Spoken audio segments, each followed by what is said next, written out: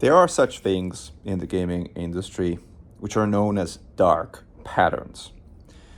Dark patterns prey on the human's brain dopamine channels, really, with such elements like gambling, like for instance, loot boxes, where you pay for access to some kind of reward on a chance base. It's effectively the same as gambling, winning some kind of like reward every once in a while, and paying more to kind of like get that same kind of rush of winning something that is chance based.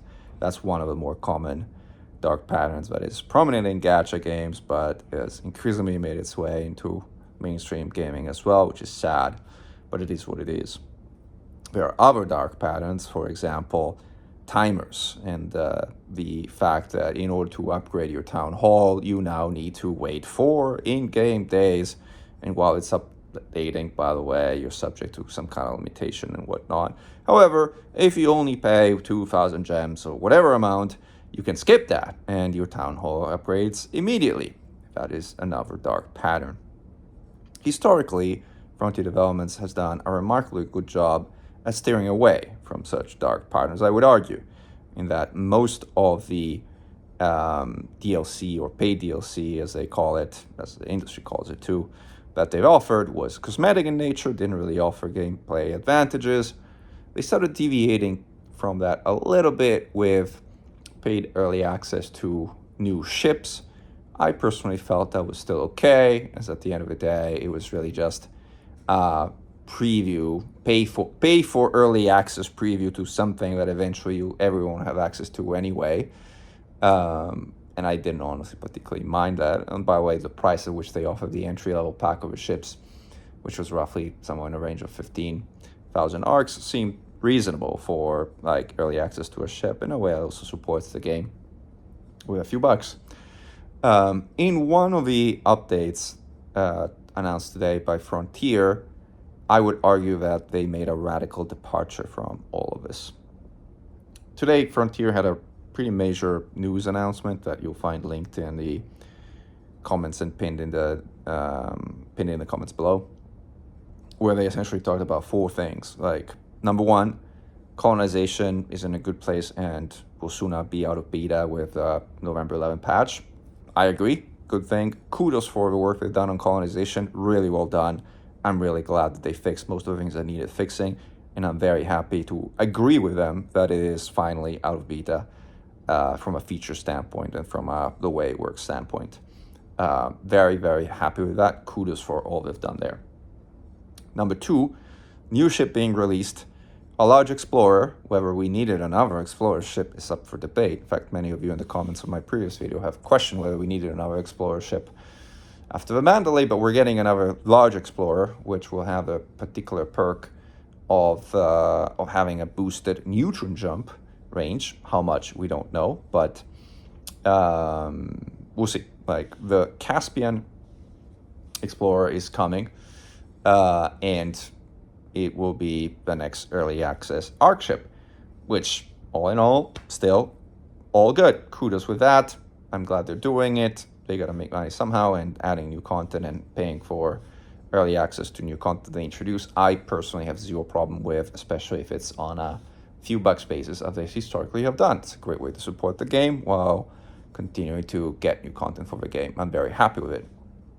The next thing is the big next new feature, which they called Operations, which is a series of on-foot scenarios that take you in your on-foot suits in the interior of mega ships, for example, and in a number of other situations, either solo or with a group of up to 4 commanders. I guess that's a good thing too. Like, more content for on foot. Odyssey is a good thing. Odyssey desperately needs an end game. There really isn't pretty much anything to do on foot. Once you've acquired a G5 suit, you don't even know what to do with a G5 suit nowadays. So the fact that there's going to be some content with some kind of rewards as like a end game thing, hopefully end game thing, or otherwise mid and end game, or anyway, some more on foot content is welcome, and it's a good welcome thing. We'll know more, I guess, later next year, as this is something that has actually been postponed to Q1 of 2026. Finally, and this is the sort of piece that really worries me is they announced the introduction of a new class of tier 3 station, the Dodec, which, point number one, has better stats than any of the tier 3 stations presently in the game. Point two, uniquely comes with a tech broker, which is something that is not available anywhere else in a player colonizable environment.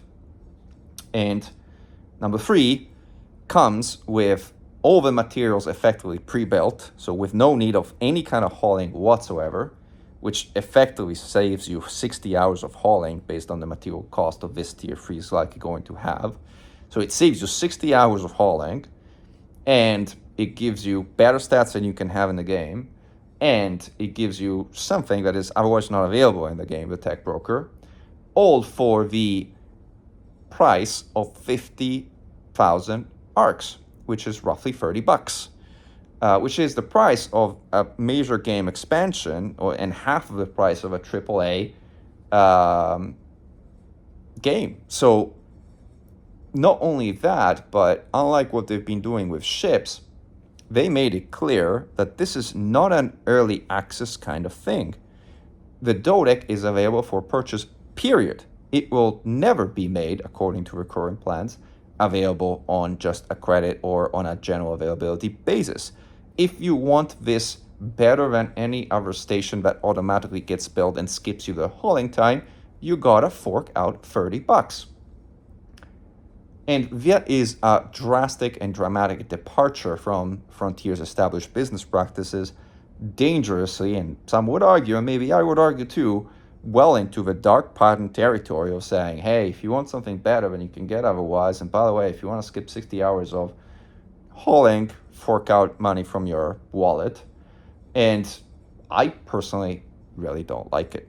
And I would argue that us players should reject with our wallets, which is the best way to reject anything, these practices. And unless the Dodec is announced as something that some reasonable amount of time, like 3 months down the road or something similar, is generally available, I encourage us all to join a boycott campaign of the Dodec called #NoDec, and let Frontier know with our wallets that we as players of this game, who have played and supported this game in many cases for now more than a decade, reject such dark pattern business practices. Will you join me and us in the #NoDec campaign, or will you instead ignore us, or maybe even go on ahead and open your wallet supporting these business practices of Frontier that is now charging us for access to restricted, overpowered stations with unique benefits?